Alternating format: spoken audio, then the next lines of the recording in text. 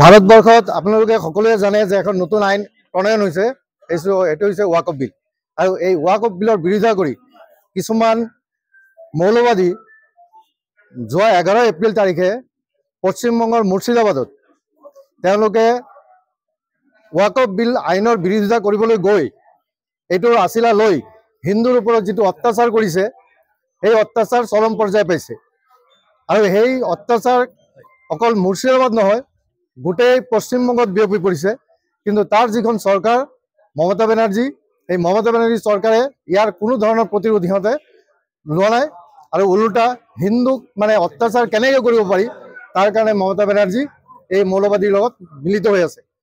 2 number কথাটো হ'ল কি, তাত যিটো বৰ্ডাৰ এৰিয়াত আপোনাৰ এনেকুৱা অৱস্থা, গোটেই পৃথিৱীৰ ভিতৰত 5ম বৰ্ডাৰ বাংলাদেশ বৰ্ডাৰ, এইটো হ'ল ভাৰতবৰ্ষত আছে বৃহৎ বৰ্ডাৰ।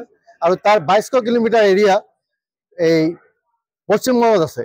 তাৰ 450 কিলোমিটাৰ এৰিয়া এতিয়া উন্মুক্ত হৈ আছে, তাৰ ফেন্সিঙৰ কোনো কাম কৰিবলৈ দিয়া নাই।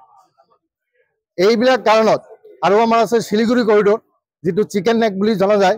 এই শিলিগুৰি কৰিডৰত যাতে এটা প্ৰপাৰ সিকিউৰিটি ফৰ্চ দি পেলাই আমাৰ উত্তৰ পূৰ্বাঞ্চলক ভাৰতৰ লগত সংস্পৃক্ত কৰি ৰাখিব পাৰি, তাৰ কাৰণে আমি ব্যৱস্থাৰ দাবী জনাইছোঁ।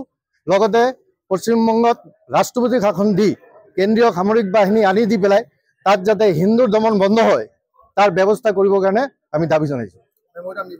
আজি আমি মেমৰেণ্ডাম দি ডিষ্ট্ৰিক্ট কমিশনাৰৰ ওচৰত আমি মেমৰেণ্ডাম দিবলৈ গৈ আছোঁ। এতিয়া আপোনালোকে পাব এইটো, আমি মেমৰেণ্ডাম দি এইটোৱে দাবী জনাম।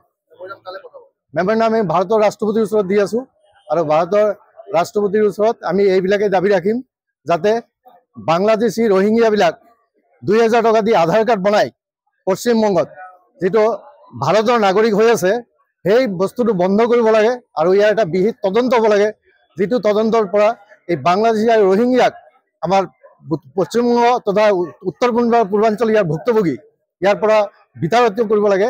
সেই ব্যৱস্থা ল'বলৈ আমি ৰাষ্ট্ৰপতিৰ ওচৰত দাবী জনাইছোঁ।